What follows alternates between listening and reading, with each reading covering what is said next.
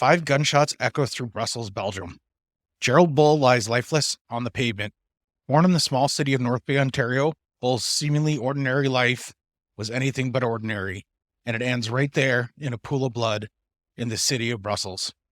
Who was Gerald Bull? He was somebody who lived in the shadows, dealing with international arms and rubbing shoulders with the global power brokers. From places in the Middle East to South Africa, he's hanging around with the kind of people you'd expect to find at the VIP table at Little St. James, also known as Epstein's Island. Bull isn't a casualty of some random burglary. All the bullet casings are gone and picked up after his crime, and this whole thing reeks of a professional hit. The hit is likened to agencies such as the Mossad, MI6, and the CIA. Guess who else he has ties to? Our little friend Saddam Hussein. Whoever killed this guy wants it to remain a mystery.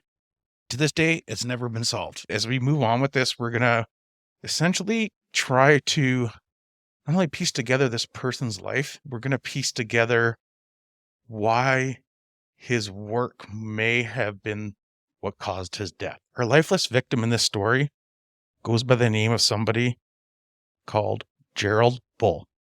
This story begins in North Bay, Ontario, Canada. He was born on March 9, 1928. In his early years, he develops a fascination with flight, inspired by the groundbreaking work of the Wright brothers and R.H. Goddard, who was an American engineer who created the first liquid-fueled rocket. The curiosity planted seeds for his later career in artillery and aerospace engineering. Early on in his life, Bull loses his parents. He's relocated to Toronto, Ontario, where he's raised by his aunt and his uncle. Here, he's encouraged to pursue his academic interests. Particularly, he excels in mathematics and physics. Bull has a thirst for knowledge, and it leads him to the University of Toronto, where he begins his higher education journey. His intellectual pursuits took him to the University of Illinois for his doctoral studies. It's said that Bull also received some scholarships from Caltech, and he basically did his PhD in aeronautics. Bull returns to Canada, and he comes back to join the Canadian Armament Research and Development Establishment, or CARD. Here he works on a variety of projects related to artillery and aerodynamics. He works on a project called HARP, the High Altitude Research Project, not to be confused with the weather control stuff. This is a different HARP, and probably equally as fucking crazy because they were trying to shoot stuff into space, as we'll get into. So HARP was designed to develop something called super guns. And this guy wanted to develop a super gun. It sounds so fucking cool. It sounds so American. Anyway, super guns, also known as big guns, are essentially large pieces of artillery designed to fire projectiles over extremely long distances, and in some instances into space. They pushed the boundaries of traditional artillery using advanced engineering techniques and materials to achieve high muzzle velocities and therefore significantly extended ranges. Essentially, this would negate the need to have rockets. If you could build one of these things, there's been attempts to do things with like rail guns as well. But this thing is, this would be fast forward gun for the future if you could get rid of rockets to launch shit into space. So the concept of super guns really isn't that new. As long as humans could throw stuff, they've wanted to build bigger versions of that. From slingshots, then you get up to catapults, guns, missiles. One of the cool things is the Dardanelles gun, built in the Ottoman Empire in the 15th century. So that's one of the first recorded attempts of trying to build a massive gun. It's said, though, that Bull truly did provide some like groundbreaking science work and research into this field and was behind some big old guns. So it is said, though, that throughout, for all his work, like he was really well respected as a scientist, he actually received a 5-star rating from ISIS. Speaking of ratings and reviews, guys, please give us a review or a rating wherever you're listening. We don't want to have our first review come from ISIS. Project HARP's 16-inch gun, based in Barbados, held the record for the highest and longest shot ever achieved by an artillery piece. This is said to be even a bigger shot and a bigger load than John Holmes had before he passed away. The gun was capable of firing a 180 kilogram projectile to an altitude of 180 kilometers, effectively brushing the edge of space. This record, set in 1966, remains unbroken to this day. I don't know. I have a hard time believing that in that case, that the people behind HARP just gave up on the idea of having a space gun when they got right to the edge. I'm sure they weren't into edging that fucking much. That's just the end of it. Unless you never know. Maybe there's some kind of physical limit that we just can't break. Or the Earth's flat. I don't know. Another infamous instant of a really cool supergun is Project Babylon. So we'll get into Project Babylon and again, Gerald's association to that in a little bit. And we're going to start to connect the dots as to why he's laying dead on the floor or outside his apartment in a pool of blood in Brussels. The concept of superguns theoretically is like sound and practical. It would save you a lot of time. It would put SpaceX out of business likely. But despite all those kind of like challenges that come with building something like a system like this, a bunch of governments tried to. United States, Canada, Iraq, and I'm pretty sure there were some other ones, but that's the ones that I was able to come across as a dummy. So under Bull's leadership, Project HARP really did achieve a lot. The big boy in Barbados was truly like, it was a huge development, even though they just edged it. They didn't make it all the way to space. Eventually, though, like I said, the project was canceled, and the main thing being cited was budgets. And you could say they were all just getting too high. The termination of this project was a severe blow to Bull. He remained undeterred, though. Like, he went from being the big fish in a small pond to having to look for a fucking job. So he does what a lot of people do. He decides to start looking for work outside of where he lives and starts looking abroad. In 1967, he doesn't truly have a clear path forward, but I think this is probably where you might say he starts to make some questionable decisions. Bull decides to take his expertise in artillery and technology to the private sector, and he founds his own company called the Space Research Corporation, SRC, which is based in the United States and Canada. SRC was unique in its time. It was one of the first private companies to be involved in the development of space technology.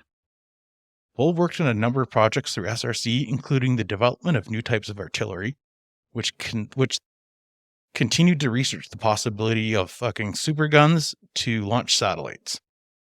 Despite some initial success, SRC struggled financially.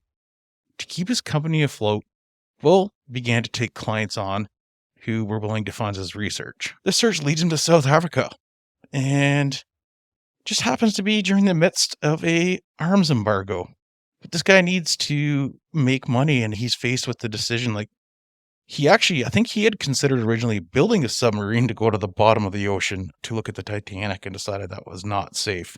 So he decides to go the other way and get into weapons trafficking. There's an embargo on South Africa at the time, and we're going to get into why. But he figures that these people could make they got the money and they got the need. And now he's got a business.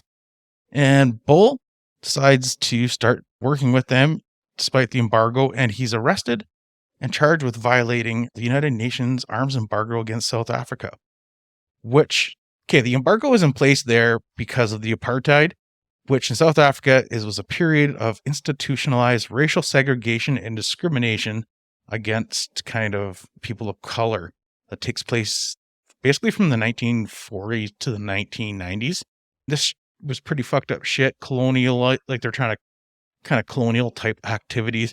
They actually took advice from Canada on I don't know how you say it, but they were trying to make people who they thought were like uncivilized, civilized. And they were definitely okay with treating people the way they thought was okay, which was really mean and really racist.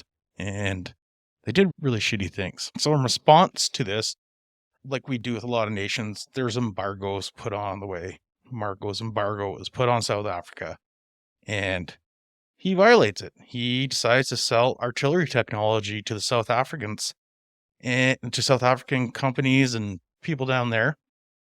And Bull's selling his artillery shit and tech down to people in South Africa and companies and governments down there. And yeah, he gets in trouble. He ends up essentially destroying his reputation. And also he ends up going to prison like he should have. because that was fucking stupid. And yeah, I don't know why. I truly don't know. The guy that sounded like that was so talented decides to do stuff like this. And I guess, I mean, money behind it. I get that. Maybe he didn't agree with the rules, but you got to be a bad dude in your core to do something like that. It's hard to imagine he was somebody North Bay can probably be proud of. And that's just the start of this guy. Like, it doesn't end there. He doesn't learn his lesson and become somebody that does some really cool things for humanity in the sense of things that will help humanity be a better species. So he goes to prison. I think he's in there for 6 months, and he serves his sentence in the United States. After he gets out of prison, nobody wants to hire him. So, like a lot of people, Bull decides he's going to work for Saddam Hussein. Where else does a not exiled, but exiled from the industry weapons scientist going to work? And yeah, he goes over to the enemy at the time. If you remember, Iraq and the West were not friends at that time. And so he goes to work for Saddam to build more weapons. But speaking of international tyrants, I just want to give a big shout out to Crystal C for their donation to the show. Your money is helping keep me out of international criminal podcast gangs and from being sex trafficked. So thanks again, and anyone listening, we truly love your support. But onward to Project Babylon, which is this job he takes on with Saddam in Iraq. And this is a place, I guess, at the time where America hadn't spread freedom to yet. And Saddam Hussein was trying to look for ways to gain the upper hand and build a cool country that does better space stuff and better weapon stuff than anyone else. So in 1988, he invites Bull to come work for him. He wants to work on a project called Project Babylon. This is one of his most infamous chapters, where he decides to go to the Middle East and help them develop a super gun more powerful than other super guns. This initiative is led by the Iraqi government under President Hussein, and it wants to build essentially this giant gun that will launch satellites, can possibly shoot down satellites, can also be used as a weapon against the Western countries, possibly, or other countries in the Middle East. So in terms of the project completion, it said that they did get a project completed, or did complete Babylon, and it ended up being two guns. One called Big Babylon, which is a 156 meter long cannon capable of launching a 600 kilogram projectile into orbit. They also built a smaller prototype, Baby Babylon. And this little guy was the same as the big guy, but it was cute. It still was effective if you knew how to use it. It might not have been as big as the other ones, but that doesn't mean that it wasn't good. So he builds these two pieces of artillery, and as you can imagine, some people that weren't friends with the Iraqi government were not overly happy about this, including countries in the West, including some capable people in countries like Israel. The main controversy with this weapon, though the official purpose being said it's for launching satellites and it was part of peaceful research, building a giant super gun. All the international players were they didn't believe it. And they really did think it was going to be used for military purposes, especially in the Middle East. They also thought it could be capable of delivering long-range, non-conventional warheads to their targets. So Project Babylon is totally fraught with challenges. One of the most significant ones was obtaining the necessary materials and components without attracting the attention of international authorities. Lo and behold, it was at that time people didn't want to sell them shit to blow themselves up. Yeah. So Bull and his Iraqi partners had to go to they really had to circumvent a lot of the international restrictions. They would do things that got caught out for splitting orders up between multiple companies, countries, shipments to mask the materials they were buying. However, despite the efforts, the international community soon caught on. And in the 1990s, a customs officer in the UK intercepted a large shipment of gun barrels destined for Iraq. This shipment sparked a huge controversy, and the international community just found out and they were pissed. Many in the communities, particularly in the Middle East, saw this as an escalation to the dangerous arms race. And there was also concerns about the potential for the super gun to be used as a WMD, or weapon of mass destruction. And Bull, this guy, yeah, that's the kind of work he's doing over there. Dick. Anyhow, I guess someone's got to do it. Got to pay the bills, right? Why not kill people in the process? So again, Bull, he receives all this criticism, rightfully again, about his willingness to work with oppressive regimes and having a disregard for international law in pursuit of his scientific ambitions. So he continues to work on Project Babylon, and right up till the end, he's working on these like projects and anything to do with kind of building weapons up until his death. And as we get into how he died, I'm sure he had to have known who killed him, and he had the answer. He knew why. Okay, so as we mentioned before, he was shot multiple times. It's believed that he was shot 5 times. I think 2 of them in the head and 3 were, I want to say he was shot in the back. But it was an assassination, and there was no question that this was an assassination. And there was no question that the people that assassinated him were likely following him for some while. The assailants didn't leave behind any spent cartridges, so they picked everything up, or they were using a revolver. No one claimed responsibility for his death, and officially this crime remains unsolved. The investigation reveals stuff about his identity, and that's it.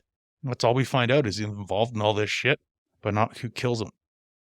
Okay, so it's revealed during the investigation that in the months leading up to his actual assassination, his apartment was broken into several times, and it's reported to the police, but it looked like people were searching for something, and nothing was ever actually really reported stolen. This happens a few times, and this is happening at a time when he's still deeply involved with Project Babylon and working with these nefarious characters.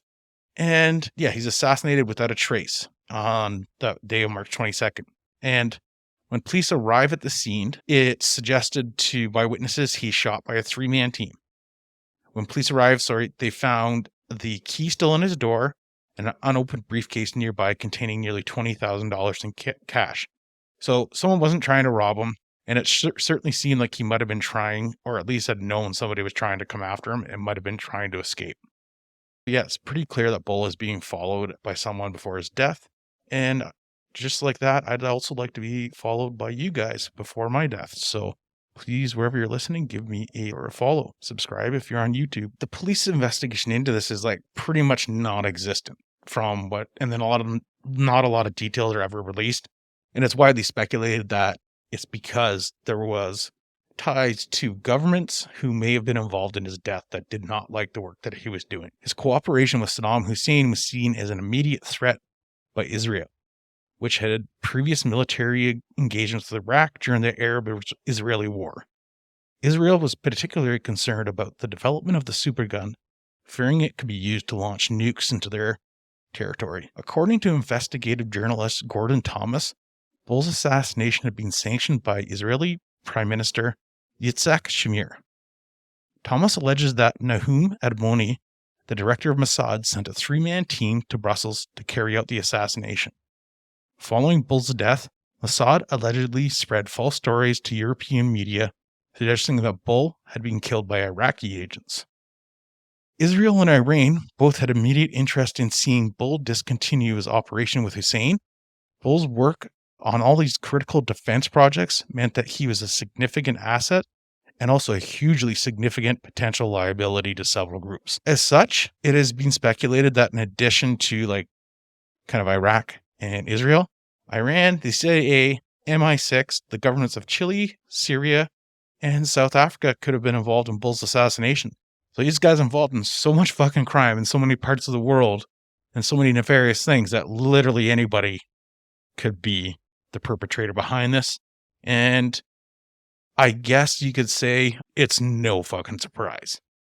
When you are doing that kind of work, there's just so many stories of kind of weapon scientists getting axed for working with the wrong people. As I mentioned, he was so deeply involved into that Project Babylon stuff that after his assassination, the project's halted everything's shut down. Nobody wants things take off at this point where that's everybody that may have somewhat been involved with him doesn't want anything, any wind blowing in their direction. So they all just wipe their hands clean of this.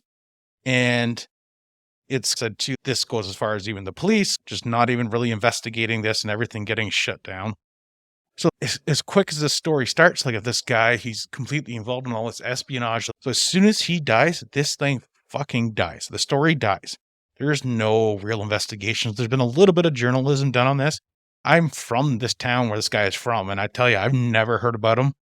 And there was a good kind of documentary put together by the CBC, but it was a long time ago. And there's some articles moving up into more recent times, but there's just not a lot out on this guy because you really get the sense that it was cleanup time after he died. And the reality is, if he was building a super gun with Iraq, and he was willing to work against international embargoes to work with whatever country, there's no way that he wasn't involved with probably way more people than we could even know, especially during that time when the Middle East was such a hotbed for war. There was a lot of turmoil in that part of the world, and not that there's not now, but that was another peak time when there was wars going on and embargoes, and it was a good time probably to make money off of it if you were a criminal. So that's exactly what happened, and he literally bit the bullet for it. And I guess one thing that I found really interesting about it was I actually, like I said, I had no idea this guy was from North Bay until I came across this story researching it kind of because there was this guy that had been assassinated in Belgium. And I was like, oh, this is like an interesting story. I wanted to talk about it. And as I start reading more, and I was like, oh, I'm going to talk about his early life. I'm like, this guy's from fucking right where I live. And he was born here. He's as much from here as I guess you can say when you live for the first few years of someplace for your life. Yep. So Gerald Bull, dead, shot down for doing crimes and selling weapons to countries that were going to use them to kill people. So see you, dude. Yeah. So I just want to thank you for joining in again today to the podcast. We appreciate all your support. Okay. Take care, guys.